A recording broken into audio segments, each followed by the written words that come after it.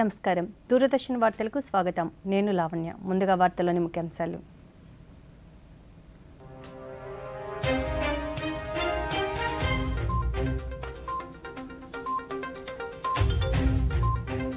ఉద్యోగ ఉపాధి రంగాలలో ఎంఎస్ఎంఈ పాత్ర కీలకమన్న రాష్ట్రపతి ద్రౌపది ముర్ము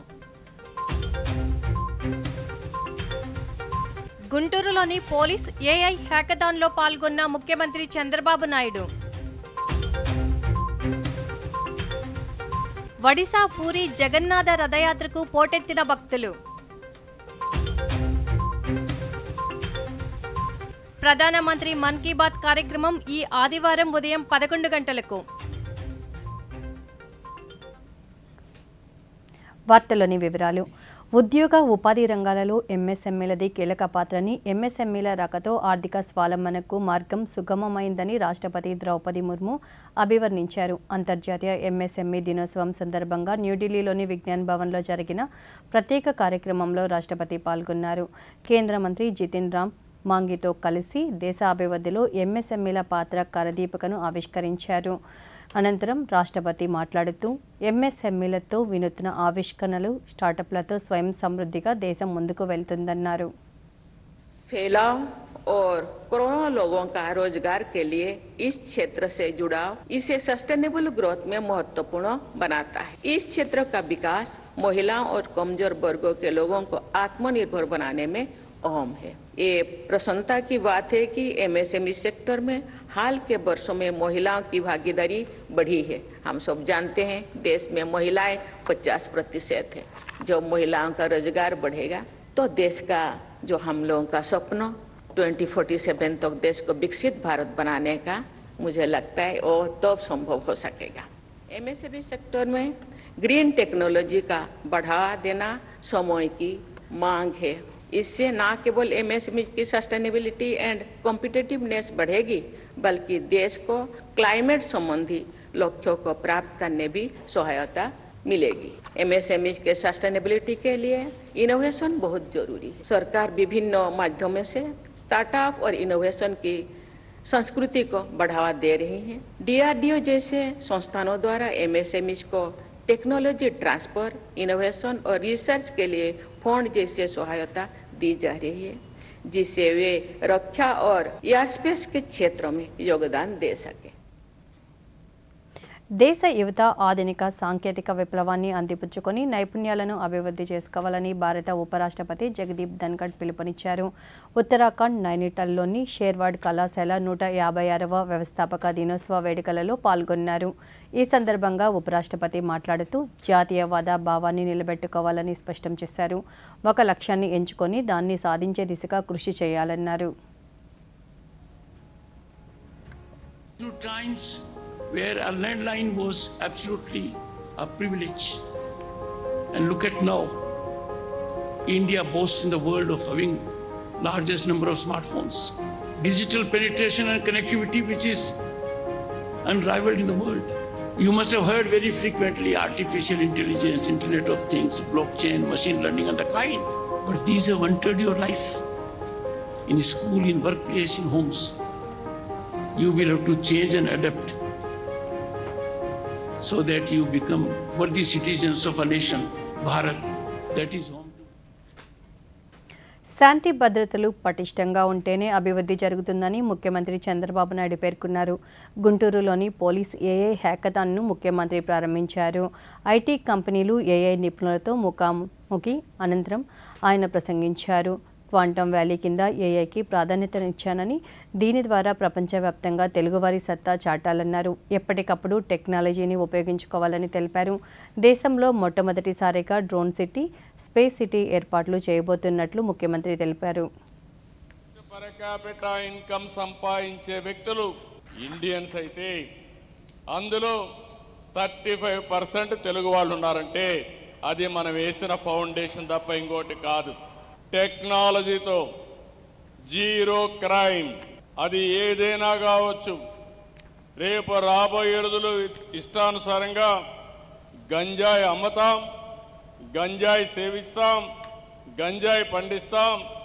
మమ్మల్ని అడగద్దంటే మాత్రం కుదరదు. తాట తీస్తామని మరొక్కసారి హెచ్చరిస్తున్న వీళ్ళందరినీ. ఇక్కడ పోలీస్ విభాగం మీరు ఒక్కసారి చూస్తే దీని ద్వారా ఒక పెద్ద ఫ్రెండ్లీ పోలీసింగ్కి శ్రీకారం చుట్టడం కోసం ఆలోచిస్తున్నారు. సామాన్యులకు అందుబాటులో ఉండేలా కార్బన్ పర్యాటకం ఉండాలని టూరిజం కాన్క్లేవ్ నిర్వాహకులకు ఆంధ్రప్రదేశ్ ముఖ్యమంత్రి నారా చంద్రబాబు నాయుడు సూచించారు. విజయవాడలో ఏర్పాటు చేసిన టూరిజం కాన్క్లేవ్లో ప్రముఖ యోగా గురువు బాబా రామ్దేవ్తో కలిసి పర్యాటక క్యారవాన్లు ముఖ్యమంత్రి ప్రారంభించారు. అనంతరం కార్వాన్లను వారు పరిశీలించారు. ఈ సందర్భంగా ముఖ్యమంత్రి మాట్లాడుతూ రాష్ట్రంలో పర్యాటక రంగం అభివృద్ధి చెందేందుకు అన్ని చర్యలు చేపట్టామన్నారు. ఆగస్టు 15లోగా అన్ని సేవలను ఆన్లైన్లో అందిస్తామని తెలిపారు.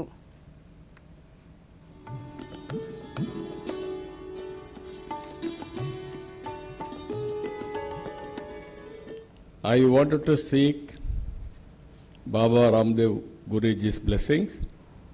Andhra Pradesh will be future destination for wellness and happiness.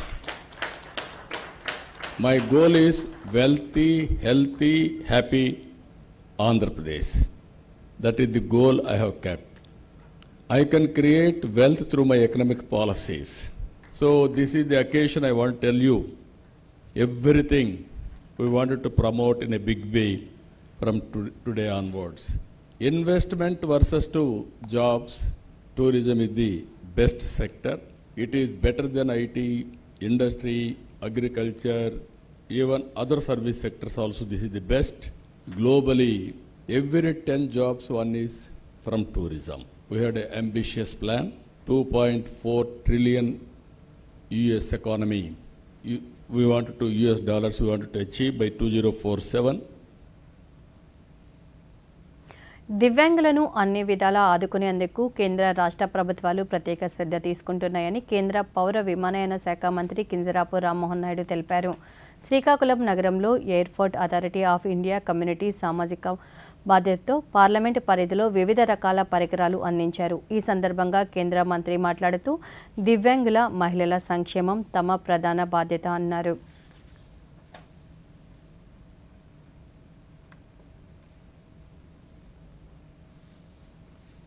ఉన్నారో వాళ్ళకు ఒక కమిట్మెంట్ మొట్టమొదటి రోజు నుంచి కూడా ఈ ప్రభుత్వం అందిస్తూ ఉంది.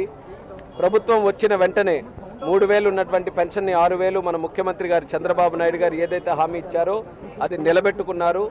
దానితో పాటు అనేక కార్యక్రమాలు, ముఖ్యంగా మన లోకేష్ అన్న గారి తాలూకా వాట్సాప్ గవర్నెన్స్ కూడా చూసుకుంటే దివ్యాంగులు లాంటి వ్యక్తులకి ఇంటికే సర్టిఫికేట్, వాళ్ళ చేతిలోనే సర్టిఫికేట్ కానీ గవర్నమెంట్ సర్వీసెస్ అన్నీ వచ్చే విధంగా వాట్సాప్ గవర్నెన్స్ కూడా ఈరోజు ఈ ప్రభుత్వం ద్వారా ముందుకు నడిచింది. అలాగే నాకు కూడా ఎప్పుడు దివ్యాంగులకి ఏదో ఒక కార్యక్రమం చేయాలన్న తపనతో గతంలో అనేక సందర్భాలు టెస్టింగ్ క్యాంప్స్ పెట్టి ఈ దివ్యాంగులకి ఏ రకాలైనటువంటి పరికరాలు కావాలో, అది హియరింగ్ ఎక్విప్మెంట్ కావచ్చు, వాకింగ్ ఎయిడ్స్ కావచ్చు, క్రచెస్ కావచ్చు, లేకపోతే వీల్ చైర్స్ కావచ్చు, 802 మందికి ఆ యొక్క లబ్ధి ఈరోజు చేకూర్చే విధంగా ఎయిర్పోర్ట్ అథారిటీ ఆఫ్ ఇండియా ద్వారా సిఎస్ఆర్ ఫండ్ తీసుకొని వచ్చి 3,20,00,000 రూపాయలు ఈరోజు ఖర్చు పెట్టి ఆ పరికరాల డిస్ట్రిబ్యూషన్ ప్రోగ్రామ్ని ఈరోజు శ్రీకాకుళం డివిజన్ వరకు చేశాం. పార్వతీపురం మన్యం జిల్లాలో సమస్యలన్నింటినీ అధిగమించి ప్రజాప్రతినిధులు, అధికారుల సమన్వయంతో జిల్లాను అభివృద్ధి పదంలో నడిపిస్తామని రాష్ట్ర వ్యవసాయ శాఖ మంత్రి కింజరాపు అచ్చెన్నాయుడు పేర్కొన్నారు. కూటమి ప్రభుత్వం ఏర్పడి ఏడాదైన సందర్భంలో జిల్లా స్థాయిలో నిర్వహించిన కార్యక్రమంలో మంత్రి మాట్లాడుతూ మేనిఫెస్టోలో ఇచ్చిన ప్రతి హామీని నెరవేరుస్తామన్నారు. జిల్లాను పర్యాటకంగా అభివృద్ధి చేసేందుకు కృషి చేస్తామన్నారు. అదృష్టవశాత్తు కేంద్ర ప్రభుత్వ సహకారం, చంద్రబాబు నాయుడు గారి కృషితో ఈ సంవత్సర కాలంలో వెంటిలేటర్ నుంచి ఆక్సిజన్ పీల్చుకునే స్థాయికి ఈ రాష్ట్ర ప్రభుత్వం వచ్చింది.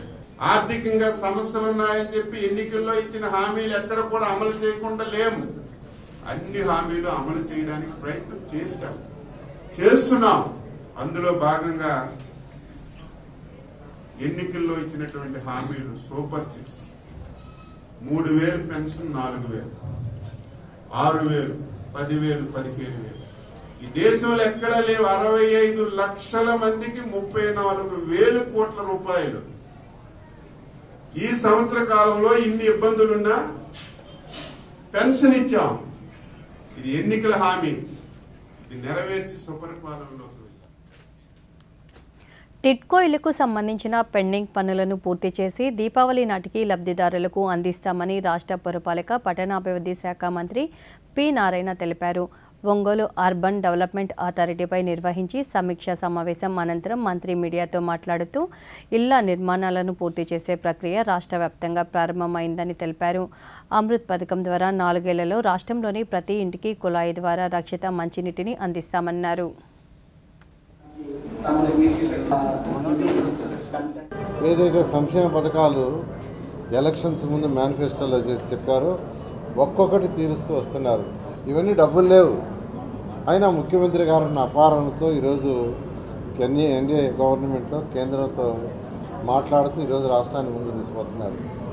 అంతేకాకుండా ఆగస్టు 15వ తేదీ మహిళలకు ఏదైతే మాట చెప్పారో ఉచిత బస్సు ప్రయాణం దాన్ని చేస్తామని అనౌన్స్ చేశారు. అంతేకాకుండా రైతు సోదరులకు ఏదైతే 20,000 రూపాయలు ఇస్తామన్నారో అందులో 6,000 రూపాయలు కేంద్ర ప్రభుత్వం, 14,000 రాష్ట్ర ప్రభుత్వం వాళ్ళు ఇన్స్టాల్మెంట్ ఇచ్చినప్పుడు ఇచ్చేదానికి దానికి కూడా సిద్ధమయ్యారు. యువతకు ఉద్యోగాలు రావాలి. యువతకు ఉద్యోగాలు రావాలంటే మార్గం ఏంటంటే ఒకటే ఇండస్ట్రీస్ రావాలి. దానికోసం వినాయకుడు లోకేష్ అనేక దేశ విదేశాలు తిరిగి అనేక ఇండస్ట్రీస్ని తీసుకొచ్చారు. 20 లక్షల మందికి ఉద్యోగం కల్పిస్తామని ఏదైతే మేనిఫెస్టోలో పెట్టామో దానికి 100కి 100 రూపాయలు చేసేదానికి ఈరోజు అటు ముఖ్యమంత్రి గారు యువ నాయకులు చేస్తున్నారు. ప్రపంచ ఆర్థిక వ్యవస్థలో సూక్ష్మ, చిన్న, మధ్యతరహా పరిశ్రమల పాత్ర కీలకమని రాష్ట్ర సూక్ష్మ, చిన్న, మధ్యతరహా పరిశ్రమల శాఖ మంత్రి కొండపల్లి శ్రీనివాస్ తెలిపారు. సూక్ష్మ, చిన్న, మధ్యతరహా పరిశ్రమల దినోత్సవం సందర్భంగా తిరుపతిలో జరిగిన కార్యక్రమంలో మంత్రి మాట్లాడుతూ 70% కంటే ఎక్కువ ఉపాధిని యువతకు అందిస్తున్నామని, యువ పారిశ్రామికవేత్తలను ప్రోత్సహిస్తున్నామని తెలిపారు. ప్రపంచంలో సుమారు 60% బిజినెసెస్లో ఎంఎస్ఎంఈకి సంబంధించినటువంటి ఎంటర్ప్రైజెస్. అంతేకాకుండా 60 నుంచి 70% ఎంప్లాయ్మెంట్ కూడా ఈ ఎంఎస్ఎంఈస్ నుంచే క్రియేట్ అవుతా ఉంది ప్రపంచం అంతా కూడా. 50% జీడిపిలో కూడా ఎంఎస్ఎంఈఏ కల్పిస్తుంది. మన దేశంలో, మన రాష్ట్రంలో కూడా ఎంఎస్ఎంఈ 30% జీడిపి వాల్యూ చేస్తుంది.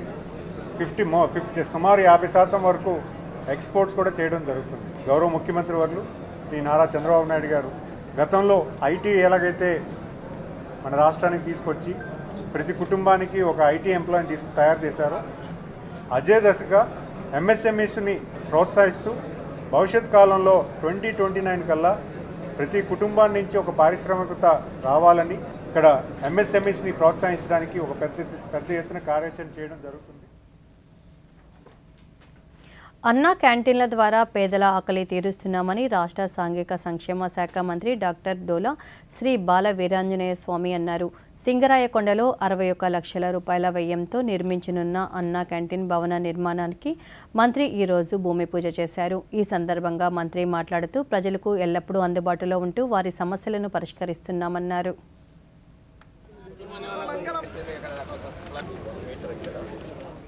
దానిలో మళ్ళీ అన్నా క్యాంటీన్లు కూడాను రాష్ట్ర వ్యాప్తంగా ప్రారంభించుకోవడం జరిగింది. గ్రామీణ ప్రాంతాలు ఇది ఇవ్వాలని చెప్పేస్తే 14-19లోనే 2018 చివరిలో కందుకూరు రోడ్లో మనం ఫౌండేషన్ వేసి నిర్మాణం మొదలు పెట్టుకోవడం జరిగింది. తర్వాత ప్రభుత్వం మార్గం కోర్టుకు వెళ్ళి అది మళ్ళీ కంటిన్యూ చేద్దాం ఆ సెంటర్లు అనుకుంటే ఈ రోజున డిజైన్లో ఆ స్థలం సరిపోదు, దానిలో టాయిలెట్స్ మిగతా కూడా ఏర్పాటు చేయాలి కాబట్టి స్థలం సరిపోదు అని చెప్పేసి ఇంజనీరింగ్ అధికారులు చెప్పినందున ఇక్కడ మార్చడం జరిగింది. ఇది చుట్టూ కూడా మనకు ఎక్కువగా కార్మికులు ఉన్నటువంటి ప్రాంతం. ఈ ప్రాంతంలో నియోజకవర్గంలో సింగరాయకొండలోనే కావాలనే ఉద్దేశంతో నేను ఏర్పాటు చేయడం జరిగింది. వార్తల్లో చిన్న విరామం.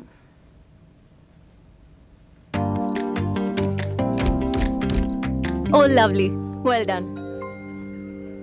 ఇప్పుడు ఇక పెద్ద స్టూడియో, కొత్త కెమెరా, కొత్త లైట్స్, పనిలో పని కొత్త కార్ కూడా తీసుకో. అదే లోన్ తో. నో, లోన్ ఏ పని కోసం తీసుకున్నావో దానికే వాడుకో. టైంకి ఈఎంఐ చెల్లించండి, క్రెడిట్ స్కోర్ పెంచుకోండి, ఇంకోసారి లోన్ సులభంగా పొందండి. కార్ వద్దంటే కనీసం నా ఫోటోనైనా తీ. మీరెవరు? ఆర్బీఐ అంటోంది పొదుపు చేసే వనిత సాధిస్తుంది ఘనత. అరే ఆర్డర్ తీసుకోండి. ఆర్డర్ తీసుకో. ధాన్యాలు ఇవ్వండి, భోజనం దొరకదు. ఎందుకు? ఎందుకంటే రైతు సెలవులో ఉన్నాడు. ఇలా ఎప్పుడైనా జరుగుతుందా? లేదు కదా. ఎందుకంటే మా రైతులకు తెలుసు అందరూ మమ్మల్ని నమ్ముకున్నారని.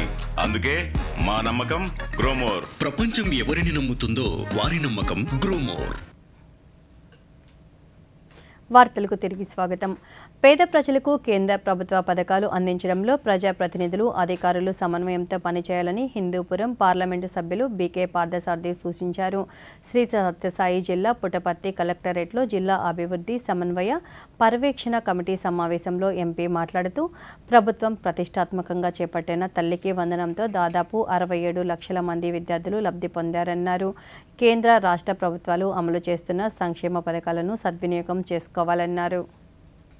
ప్రతిష్టాత్మకంగా చేపట్టినటువంటి తల్లికి వందనం కార్యక్రమం ఈరోజు దాదాపుగా 67 లక్షల మందికి విద్యార్థులందరూ కూడా తల్లికి వందనం ప్రభుత్వం డబ్బులు ఇవ్వడం జరిగింది. కానీ దాంట్లో కొన్ని లోపాల వల్ల ఈరోజు కొంతమందికి సంక్షేమ కార్యక్రమాలు అందడం లేదు. దానికి కారణం భూ సర్వే లాస్ట్ గవర్నమెంట్ లో ఒకే నంబర్ ఎల్పీ నంబర్ అనేది ఇచ్చారు. ఆ ఎల్పీ నంబర్ లో దాదాపు 20-30 మంది రైతులు కూడా ఉన్నారు. ఎల్పీ నంబర్ ని డివైడ్ చేయగలిగితేనే ఎవరైతే అనుకుంటున్నారో తల్లికి వందనం వాళ్ళు వర్తిస్తుంది. కానీ చాలా మండలాల్లో ఈరోజు తల్లికి వందనం అనేది అందడం లేదు రైతులకి. దానికి కలెక్టర్ గారు మీరు మండల్ మొత్తం ఆల్ మండల్స్ కి ఒక ఇన్స్ట్రక్షన్స్ ఇచ్చి త్వరితగతిన పూర్తి ఎల్పీ నంబర్ డివైడ్ చేయగలిగితే ఆ సంక్షేమ కార్యక్రమాలు అందేదానికి అవకాశం ఉంది. కేంద్ర ప్రభుత్వం చేపట్టిన స్వచ్ఛ భారత్ వంటి పథకాలు పటిష్ట విధానాలు సత్ఫలితాలను ఇస్తున్నాయని రాజమహేంద్రవరం పార్లమెంట్ సభ్యురాలు దగ్గుబాటి పురేందేశ్వరి పేర్కొన్నారు. తూర్పుగోదావరి జిల్లా రాజమహేంద్రవరంలో మహిళా శిశు సంక్షేమ శాఖ ఆధ్వర్యంలో నిర్వహించిన కార్యక్రమంలో ఆమె శాసన మండలి సభ్యుడు సోము వీరాస్తో కలిసి కోవూరు మండలం దొమ్మెరుకు చెందిన మహిళకు మిషన్ వాత్సల్య పీఎం కేర్ చెక్కును అందజేశారు. ఈ సందర్భంగా పురేందేశ్వరి మాట్లాడుతూ గతంలో వివిధ విభాగాల కింద ఉన్న స్వగృహ హోమ్స్, శిశు గృహాలు, విద్య, సంక్షేమ సదుపాయాలు, జువైనల్ జస్టిస్ వంటి కార్యక్రమాలన్నింటినీ మిషన్ వాత్సల్య కిందకు తెచ్చినట్లు తెలిపారు. కరోనా సందర్భంలో తల్లిదండ్రుల్ని కోల్పోయినటువంటి బిడ్డల పేరు మీద ఏదైతే కేంద్ర ప్రభుత్వం నరేంద్ర మోడీ గారు ప్రధానిగా వారు 10 లక్షల రూపాయలు బిడ్డలకి అందాలి అనేటువంటి ఆలోచనతో ఈ పీఎం కేర్ ఫండ్ ని వారు నెలకొల్పారు. దీని మాధ్యమంగా బిడ్డల పేరు మీద 10 లక్షల రూపాయలు ఫిక్స్డ్ డెపిసిట్ వేయగా ఆ డెపిసిట్ మీద వచ్చేటువంటి వడ్డీ ఏదైతే ఉందో దానిని ఆ బిడ్డల యొక్క విద్యకి ఉపయోగించి వారికి 23 సంవత్సరాలు వచ్చిన తర్వాత అది మెచ్యూర్ అయ్యి ఆ ఫిక్స్డ్ డెపిసిట్ మెచ్యూర్ అయ్యి ఆ డబ్బు ఆ బిడ్డ చేతికి అందితే ఆ బిడ్డకు కూడా పరిపక్వత ఉంటుంది, దేనికి వినియోగించుకోవాలని ఆ సమయంలో వారు ఉపయోగించుకునేటువంటి అవకాశం ఉంటుంది అనేటువంటి ఒక దూరదృష్టితోటి ఈ కార్యక్రమాన్ని నరేంద్ర మోడీ గారు ప్రవేశపెట్టారు. ఇవాళ దాని యొక్క ఫలితం దేశవ్యాప్తంగా 19 మంది ఎవరైతే కరోనా సమయంలో తల్లిదండ్రుల్ని కోల్పోయారో వారు ఆ లబ్ధిని ఇవాళ అందుకుంటున్నారు. అయితే ఈ నేపథ్యంలో మన రాష్ట్రం, మన జిల్లాకి సంబంధించినటువంటి సుమామణి తను ఇవాళ అందుకోవడం అనేది నిజంగా మనందరికీ తెలుగువారులంగా మనందరికీ గర్వకారణం అని చెప్పి తెలియజేస్తారు. శ్రీ సత్యసాయి జిల్లా పుట్టపర్తికి రాష్ట్ర రోడ్డు రవాణా సంస్థ ఆధ్వర్యంలో 3 సూపర్ లగ్జరీ బస్సులను శాసన సభ్యురాలు పల్లె సింధూరారెడ్డి, ఆర్టీసీ రీజనల్ చైర్మన్ పూల నాగరాజ్తో కలిసి ఈరోజు ప్రారంభించారు. ఈ సందర్భంగా ఆమె మాట్లాడుతూ ప్రయాణ మార్గాన్ని సులభం చేసేలా పుట్టపర్తి డిపో నుంచి 115 బస్సులను అన్ని రూట్లలో నడుపుతున్నామని తెలిపారు.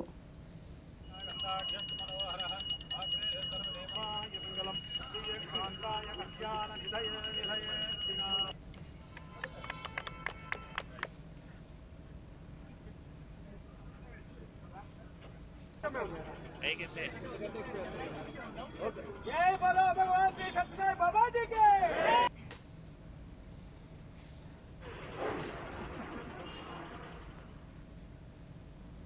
రాష్ట్ర విద్యాశాఖ కమిషనర్ వి విజయ రామరాజు, శ్రీ సత్యసాయి జిల్లా కలెక్టర్ చేతన్, శాసన సభ్యురాలు పల్లె సింధూరారెడ్డితో కలిసి కొత్త చెరువులోని ప్రభుత్వ జూనియర్ కళాశాల మైదానం పరిశీలించారు.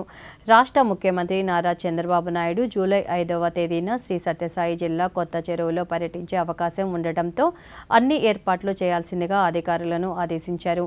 ఈ సందర్భంగా మైదానం పక్కనే ఉన్న జిల్లా పరిషత్ పాఠశాలలు, శ్రీ సత్యసాయి ప్రభుత్వ జూనియర్ కళాశాలను తనిఖీ తనిఖీ చేశారు. అనంతరం వారు పుట్టపర్తి విమానాశ్రయాన్ని పరిశీలించారు.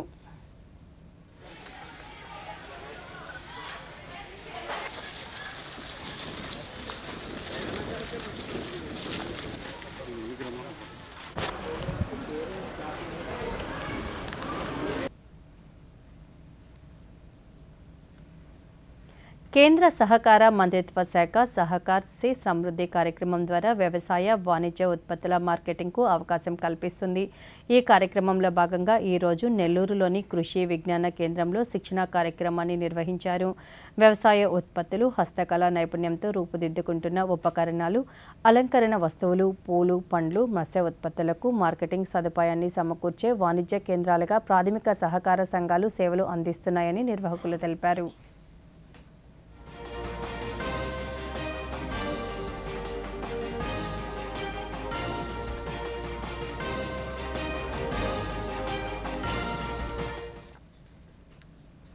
ఉమ్మడి శ్రీకాకుళం జిల్లా పాలకొండలోని బలరామ సుభద్ర సమేత జగన్నాథ స్వామి మందిరంలో భక్తజన కోలాహలం మధ్య ఈరోజు రథయాత్రను ప్రారంభించారు.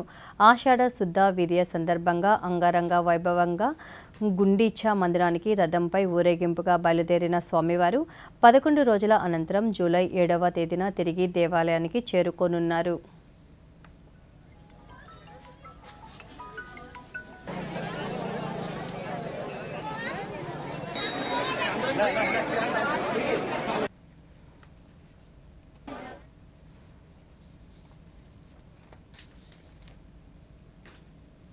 ఒడిశాలోని పూరిలో ఆషాఢమాస శుక్లపక్ష ద్వితీయ తిథి పర్వదినాన జగన్నాథుని రథయాత్ర అట్టహాసంగా ఆరంభమైంది. ప్రపంచవ్యాప్తంగా ఎంతో ప్రసిద్ధి చెందిన పూరి జగన్నాథ రథయాత్రకు దేశ విదేశాల నుంచి లక్షలాది మంది భక్తులు పూరి క్షేత్రానికి తరలివచ్చారు.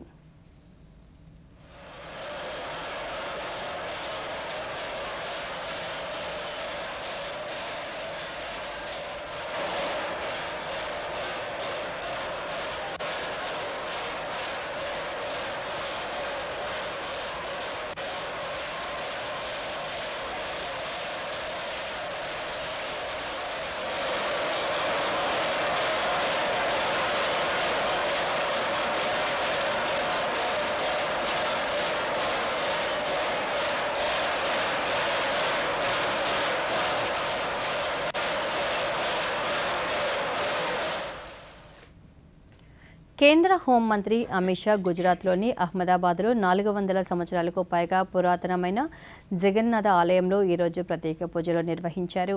పూరి రథయాత్ర మహోత్సవాన్ని పురస్కరించుకొని దేశ ప్రజలకు శుభాకాంక్షలు తెలిపారు.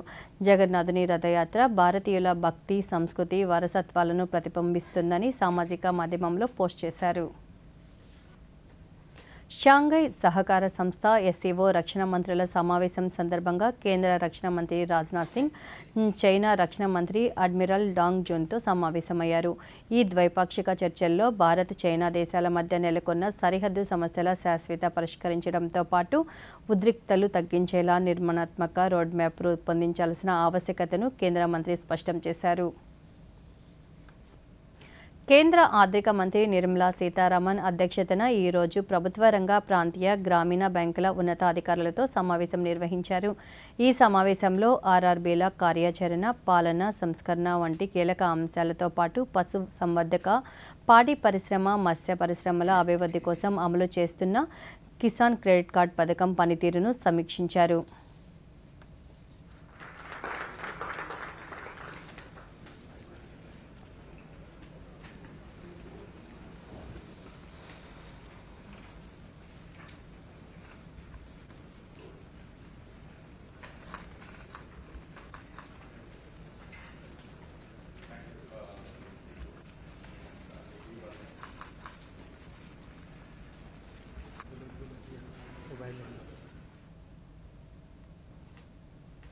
షాంఘై సహకార సంస్థ ఎస్సీఓ సభ్య దేశాల రక్షణ మంత్రుల సదస్సులో పాక్ ప్రేరేపిత ఉగ్రవాదం, పహల్గాంలో ఉగ్రవాదుల దాడుల అంశాన్ని ప్రస్తావించకపోవడంపై కేంద్ర విదేశాంగ మంత్రి డాక్టర్ ఎస్ జయశంకర్ తప్పుబట్టారు.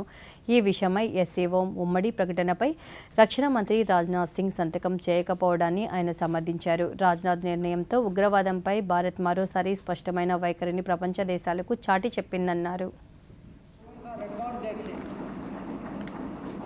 पॉलिटिकल पार्टीज की भी डीएनए होती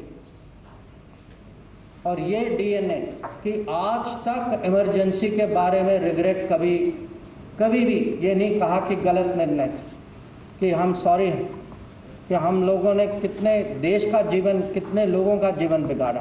Congress party, Indira Gandhi, even Rajiv Gandhi, they have never expressed regret. सर्वसहमति से एससीओ चलता है, तो एक देश ने जो है उन्होंने कहा कि हम नहीं मानेंगे कि आतंकवाद का कहीं जिक्र होना चाहिए, और राजनाथ जी ने कहा कि अगर आतंकवाद का कोई ఇరాన్ ఇజ్రాయెల్ మధ్య ఉద్రిక్త పరిస్థితుల నేపథ్యంలో ఆయా దేశాలలో ఉంటున్న భారతీయులను స్వదేశానికి రప్పించడంలో భారత్ చేపట్టిన ఆపరేషన్ సింధు నిరాటకంగా కొనసాగుతుంది. ఆపరేషన్ సింధు పేరుతో చేపట్టిన ఈ చర్యలో భాగంగా ఇప్పటి వరకు ఇరాన్ నుంచి 3,426 మందిని, ఇజ్రాయెల్ నుంచి 818 మంది భారతీయులను తీసుకువచ్చారు. ఈ మేరకు ఆపరేషన్ సింధుకు సహకరించిన Israel, Iran, Jordan, Egypt, Armenia, Turkmenistan దేశాలకు భారత్ ధన్యవాదాలు తెలిపింది.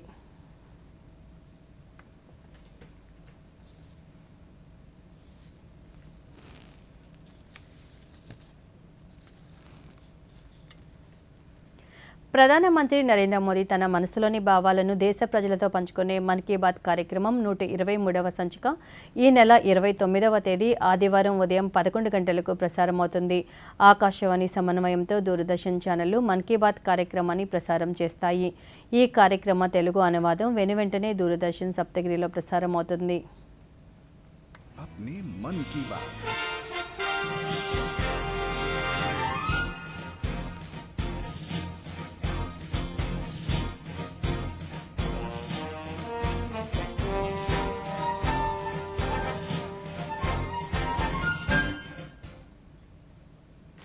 దేశీయ స్టాక్ మార్కెట్ సూచీలు వరుసగా 4వ రోజు లాభాలలో ముగిశాయి.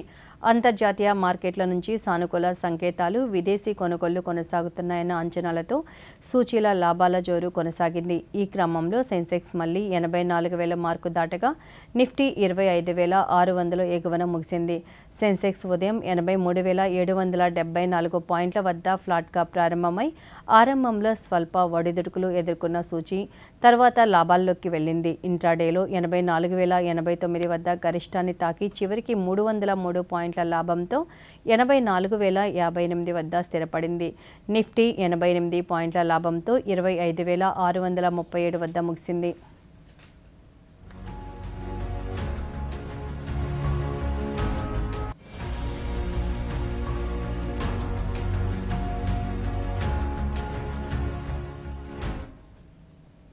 వాయువ్య బంగాళాఖాతం, దానిని ఆనుకొని ఉన్న ఒడిశా, పశ్చిమ బెంగాల్ తీర ప్రాంతాలలో అల్పపీడనం కొనసాగుతుంది.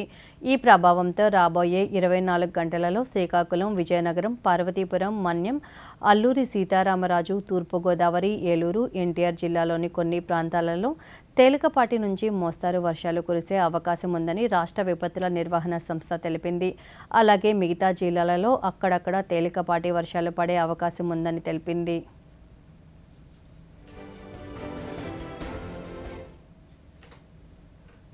ఈ వార్తలు ఇంతటితో సమాప్తం. నమస్కారం.